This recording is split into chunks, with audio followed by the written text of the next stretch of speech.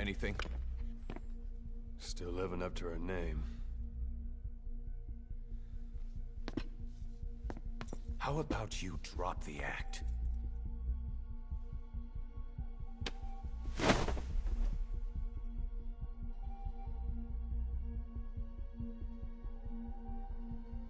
Who infected you with a parasite? We can't let her talk. Put it back. All I want's a name. That won't trigger anything. Tell me. Tell me!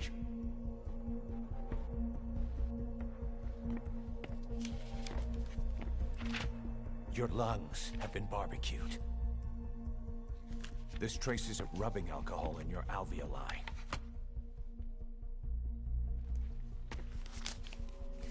This was found adhered to your lungs, intact. A petal. White Star of Bethlehem. The hospital. Skullface sent you to Cyprus to kill Snake. You were burned inside and out. That should have been the end of it. But, all things considered, you look pretty damn healthy to me. We have Skullface to thank for that, right? I was the only one capable of applying them to parasite therapy. Until he stole them from me. Why are you here? Did Skullface send you? Or did you have your own score to settle with the boss?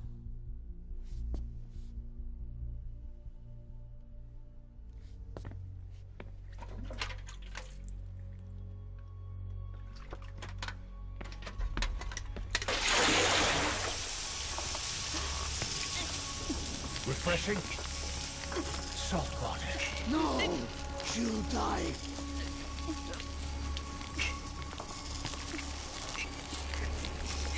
His life isn't yours to take. Enough.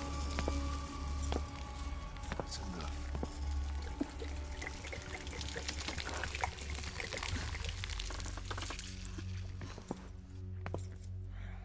If she wanted to kill the boss, he'd already be dead. Same goes for us. She's had plenty of chances. She can talk. She's not here to kill anyone. We're wasting your time. It doesn't matter why she's here. She works for you now. She's in love with the legend.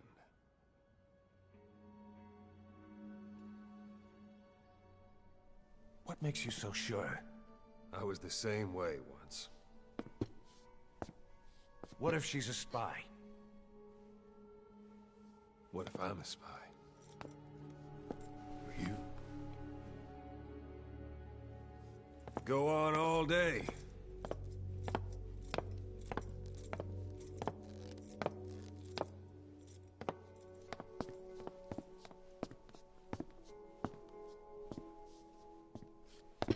Boss.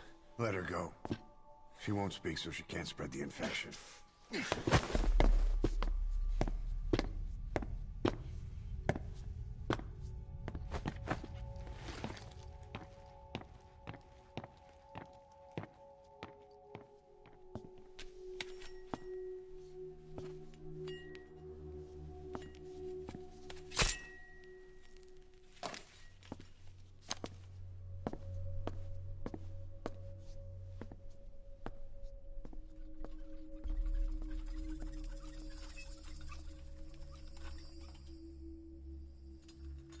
Napagitin Tish?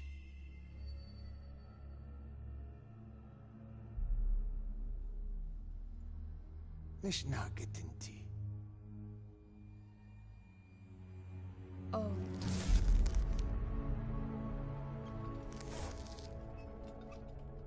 Idiki Blak Anat E.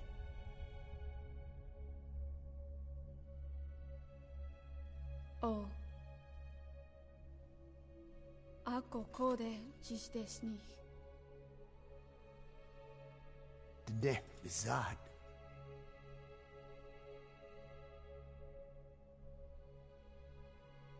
Belagana gesnita. Kato be yast てた。忘れとった。同等にした。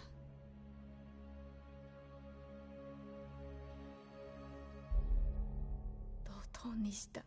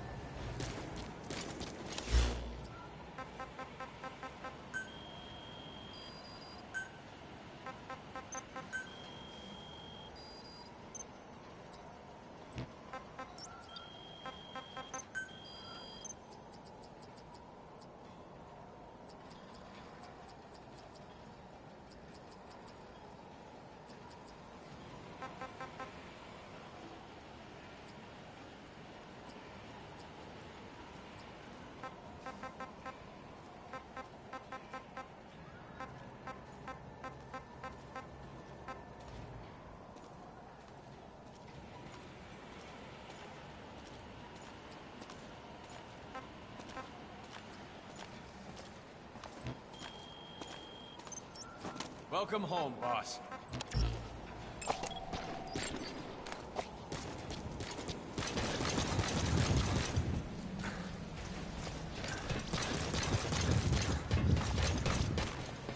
Boss, we don't have enough medicinal plants.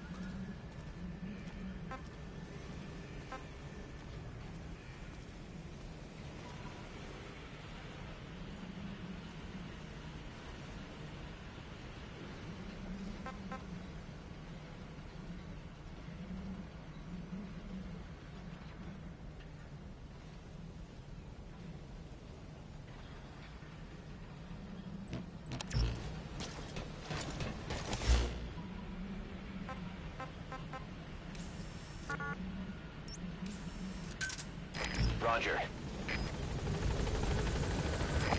This is B-Quad. Arriving shortly at LZ.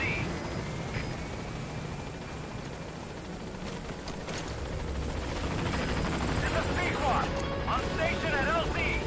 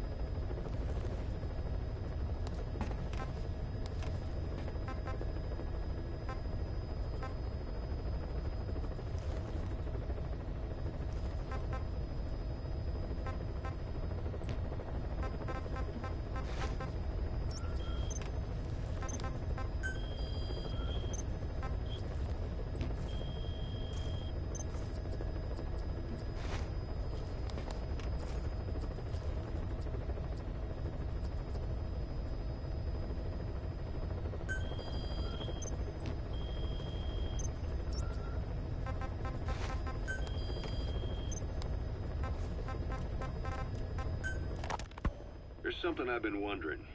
Why are you called Code Talker? During World War II, the U.S. military used the languages of different tribes, including the Navajo, as codes, right? I know the term Code Talker was used to mean people sent to the battlefield to speak in those codes. Were you one of them? Our mother tongue was indeed used for war. But I did not go. I was already over the conscription age. However, I was made to help craft the codes that were spoken. So in a wider sense, you could call me a code talker for that. Navajo is a complex language, and virtually no one outside the U.S. speaks it. They must have thought it was the perfect language to use as a code. Yeah, in the end, the Japanese never cracked it. The cipher is king in information warfare. Of course, they didn't simply speak in Navajo. They created substitutions for words according to a code book, and then translated those into our language. Young Diné was sent to the front lines of the Pacific Theater as code talkers. To fight is an honor for the Diné. They were the pride of our people. But I cannot say this history brings me joy. Words are alive.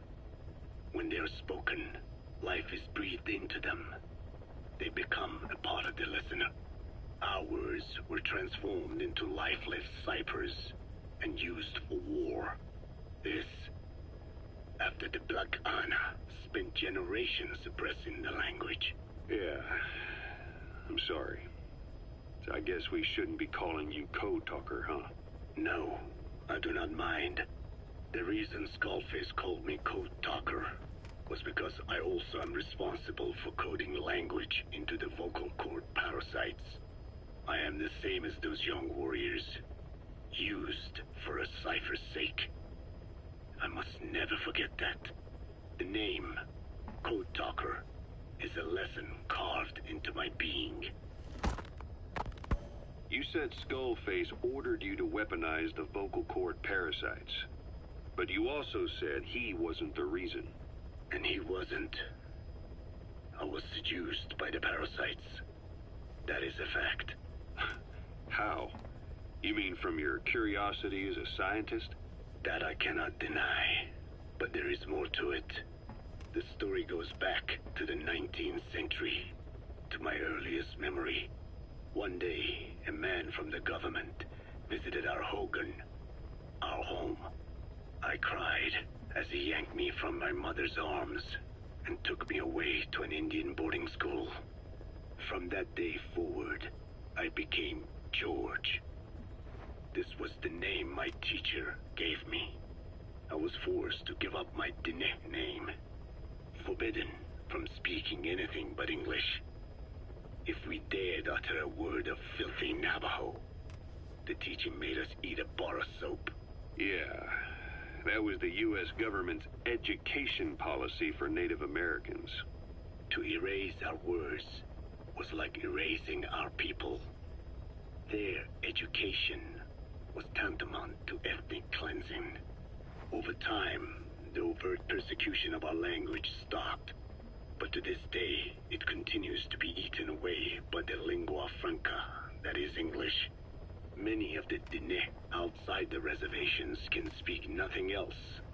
And it isn't just our language.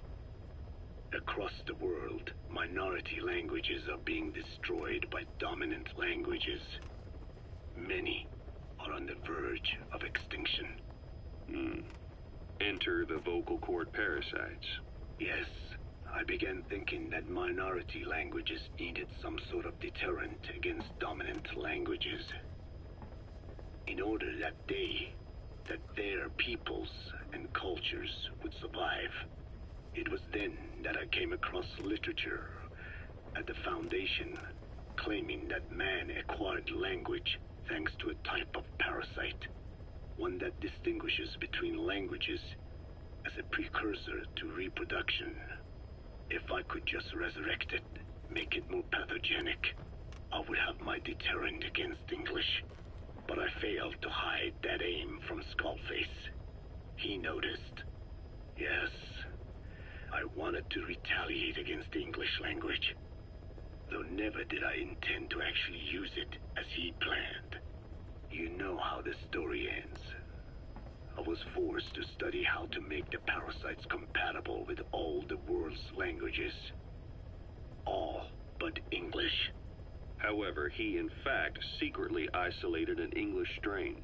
I will not be held prisoner by the man's phantom. The English strain must not be allowed to exist either.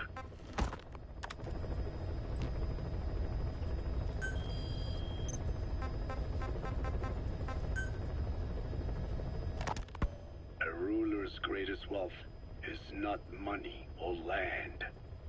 It is the number of individuals under his control.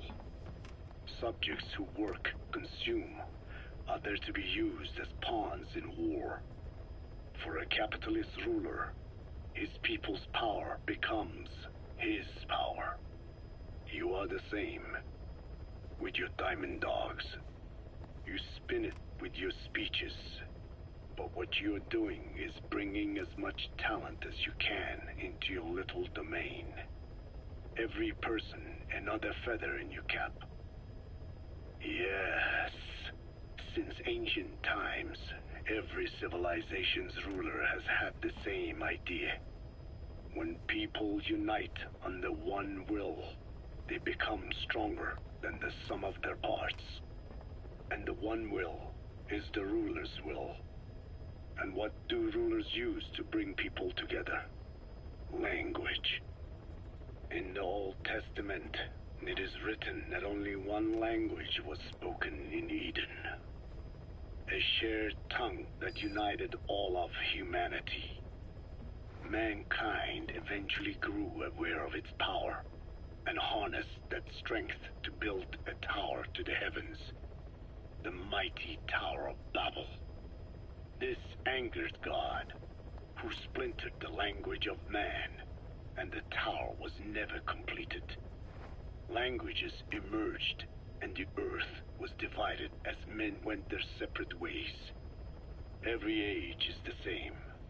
A ruler's first order of business after conquering new land is to force his tongue on its people. Ancient Rome, Napoleon, and now Zero.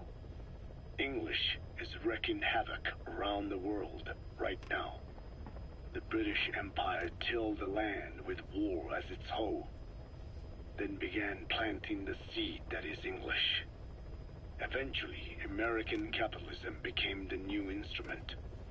To play its game of wealth, you only had to abide by one rule: English. By exploiting people's desires, English has become a leash that people gladly wear around their necks, it would seem.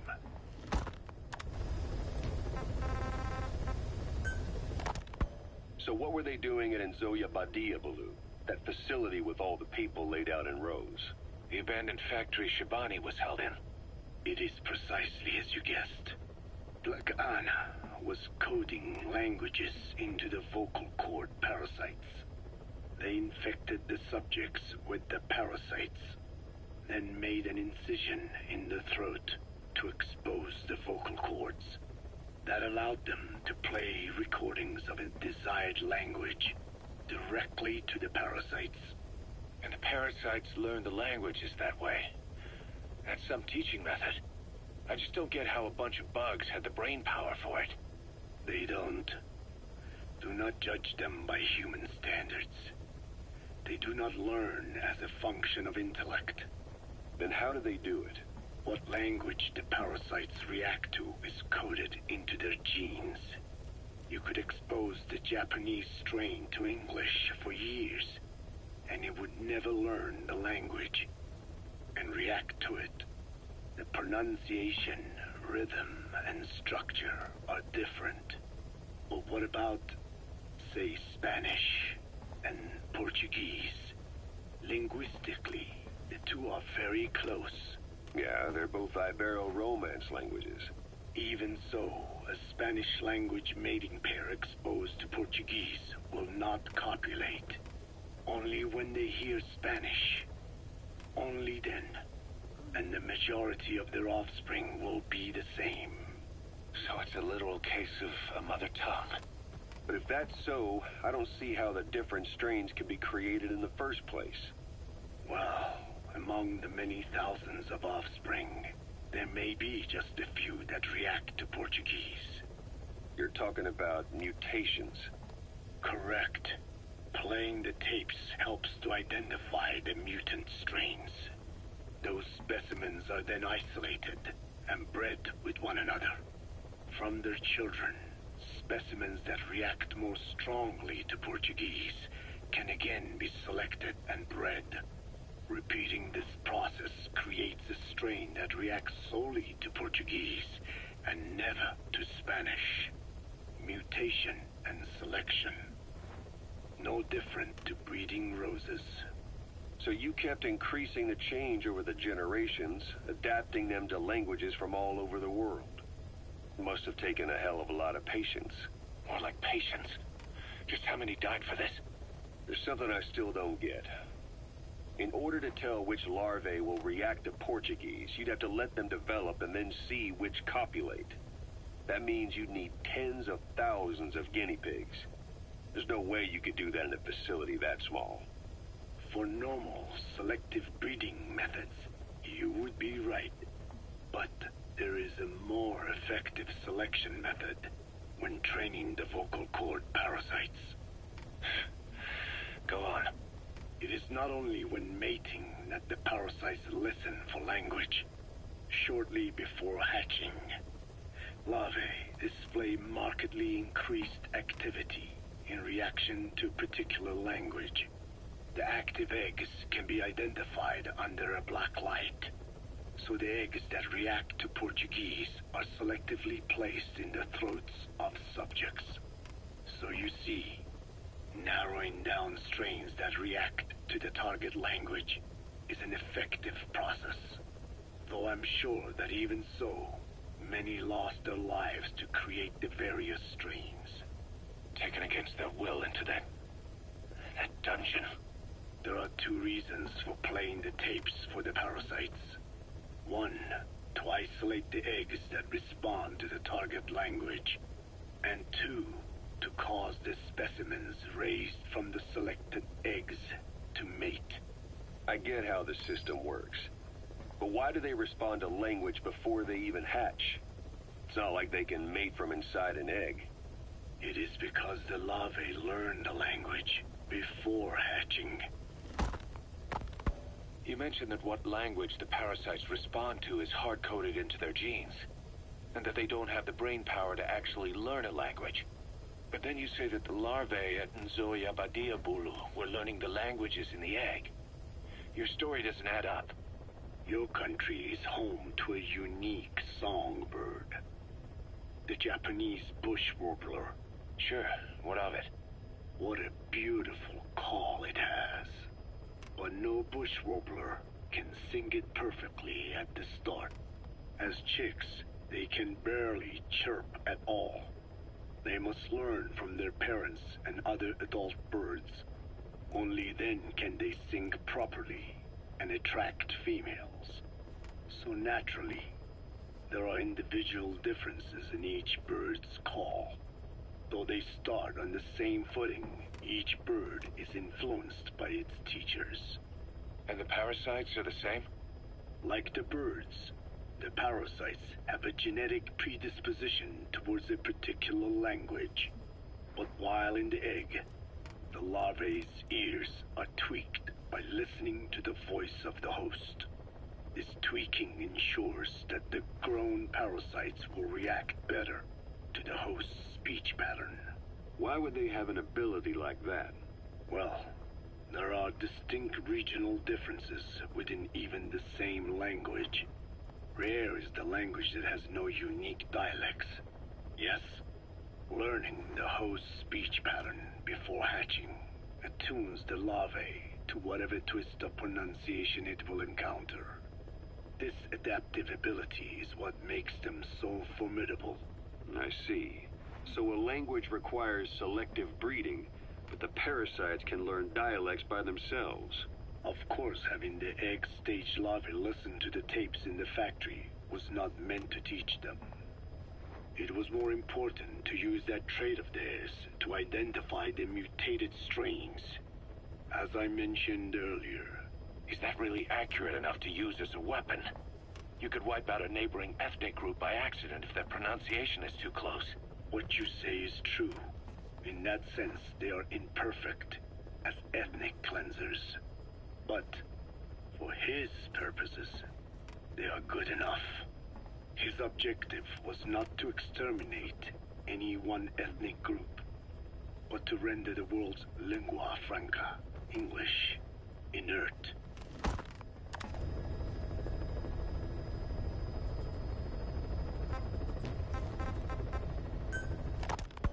Volgan, the GRU colonel, was burned alive with a Shagohod during Operation Snake Eater 20 years ago. Despite suffering severe burns to his entire body, he still clung to life.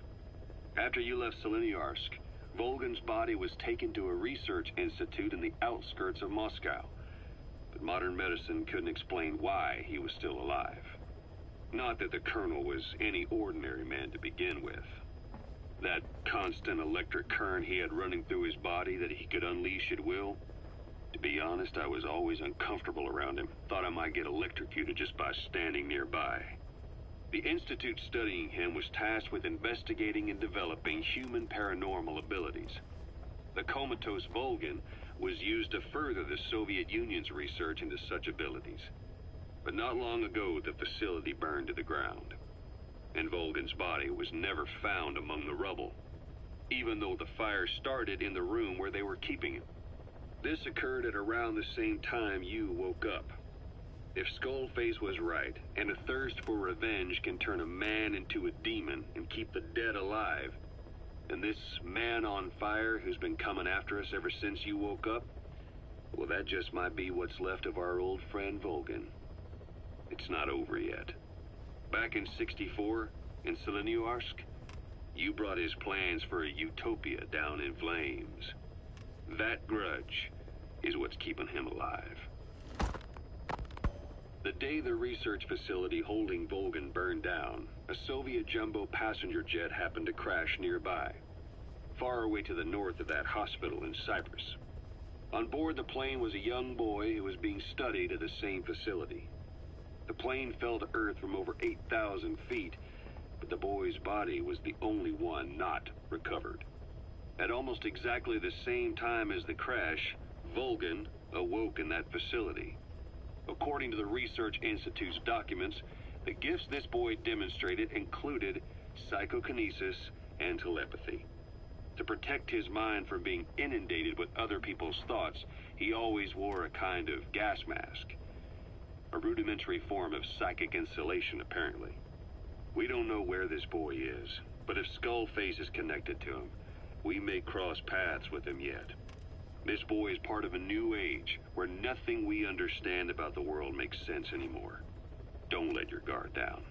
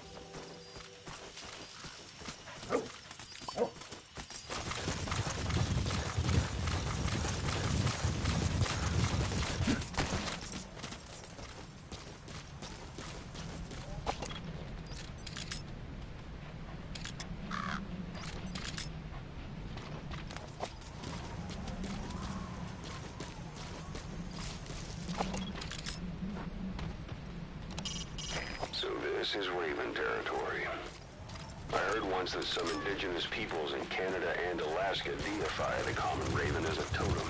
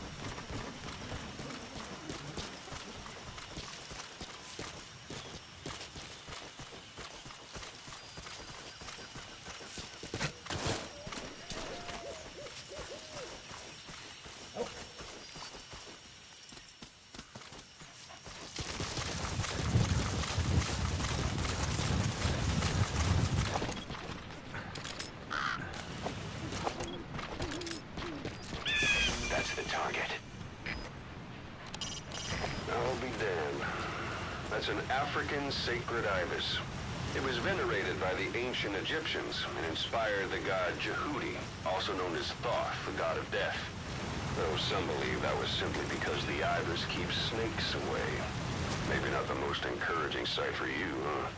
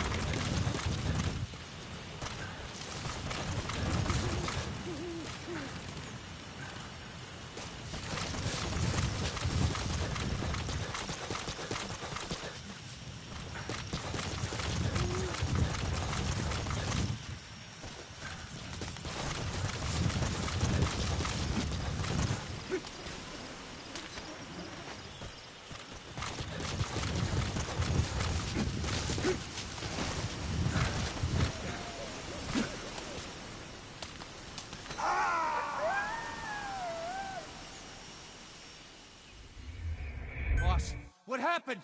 Boss!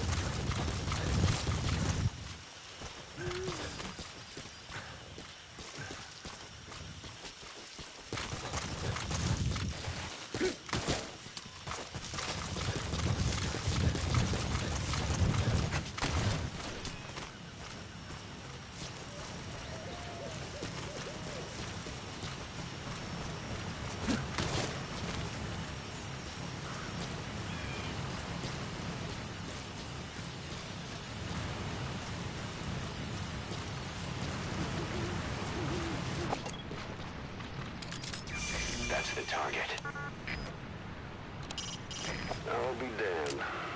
That's an African sacred ibis.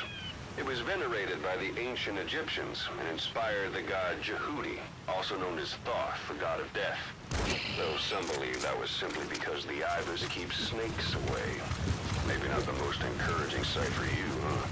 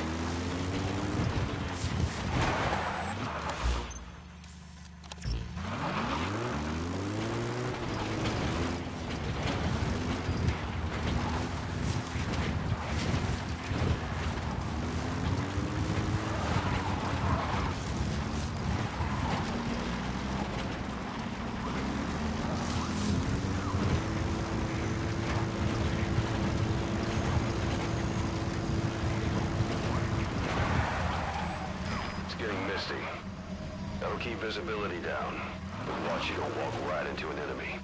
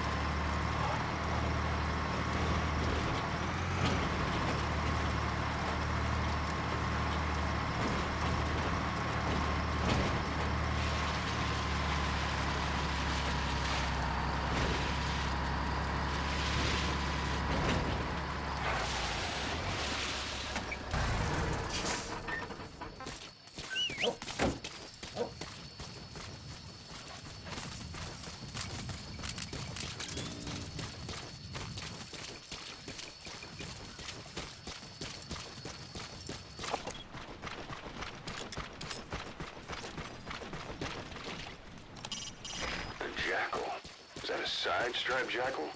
Jackals are closely related to dogs and wolves, so much so that they can interbreed with them. In fact, the Soviets are trying to create new species by crossing them with other animals.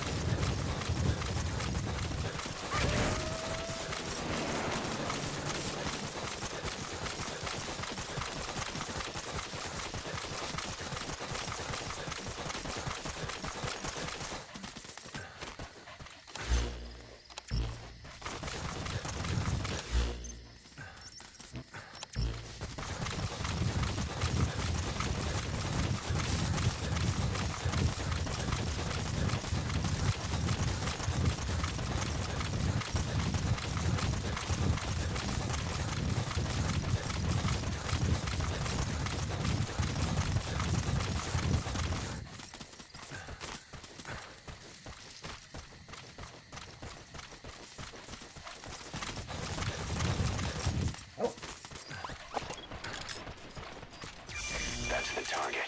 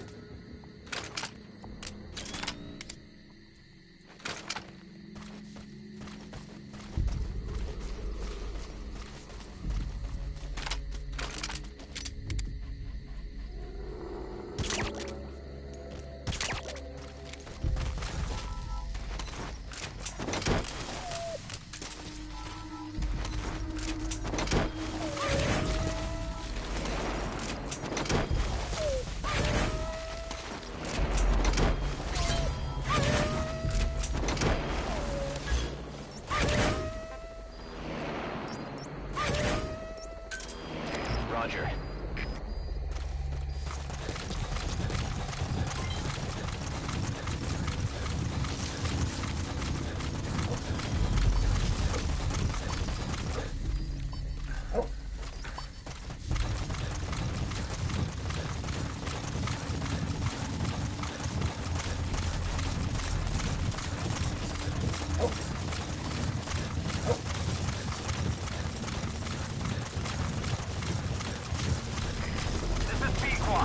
Arriving shortly at LZ.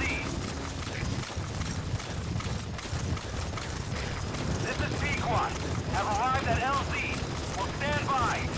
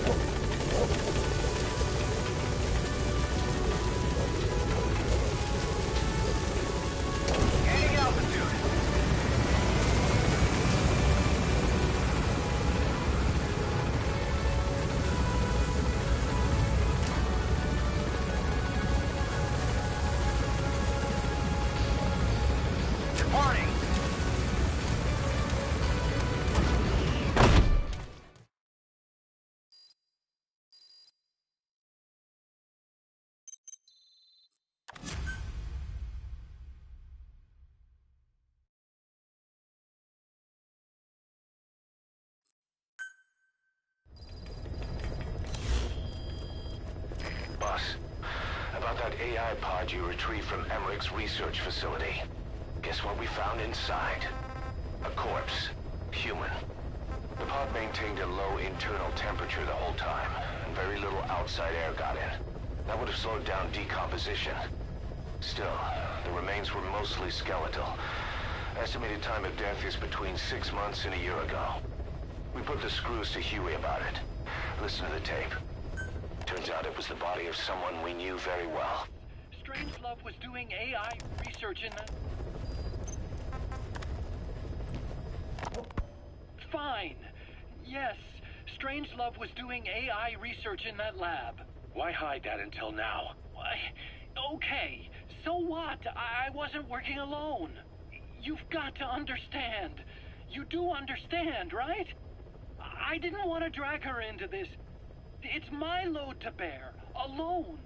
So you didn't create the AI intended to drive Sahelanthropus. It was Strangelove. Skullface was never in favor of AI control. So naturally they argued. Strangelove, she got him angry and he killed her. How? You didn't see it?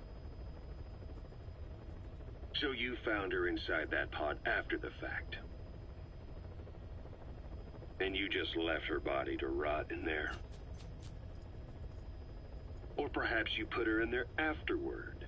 I asked him not to take her away from me.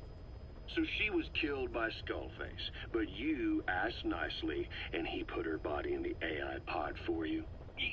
That's right. Pathetic. You know, we have another idea. That you killed her. What, me? Oh, I couldn't kill her. You killed her and locked her body in the pod. I wouldn't. Don't treat me like one of you. I can't just kill anyone whenever I feel like it.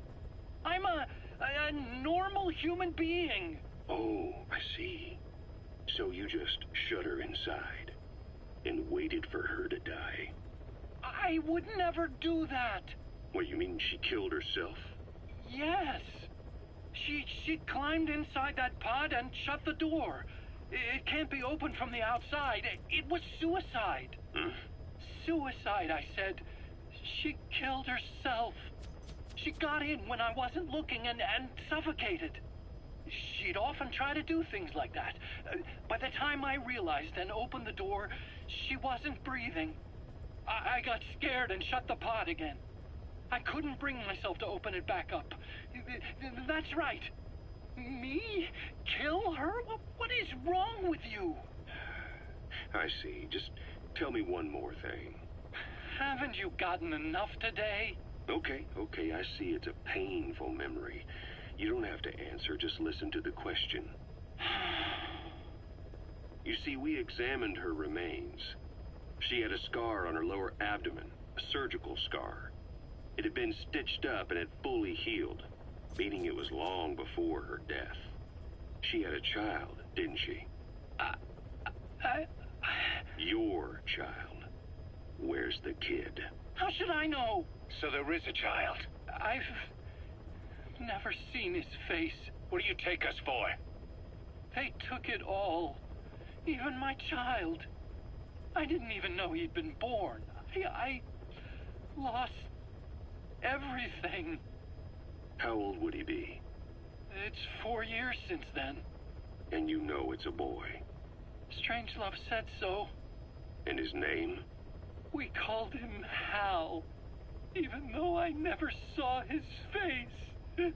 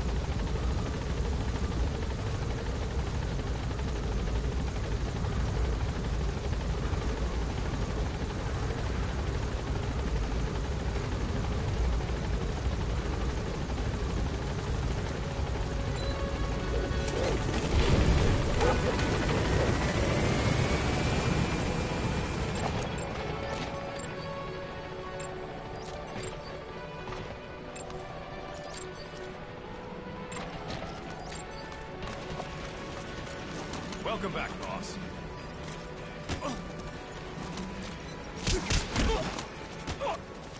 Thank you. Thanks, boss. Boss. Thanks for that, boss. Train with me, boss. Thank you, boss.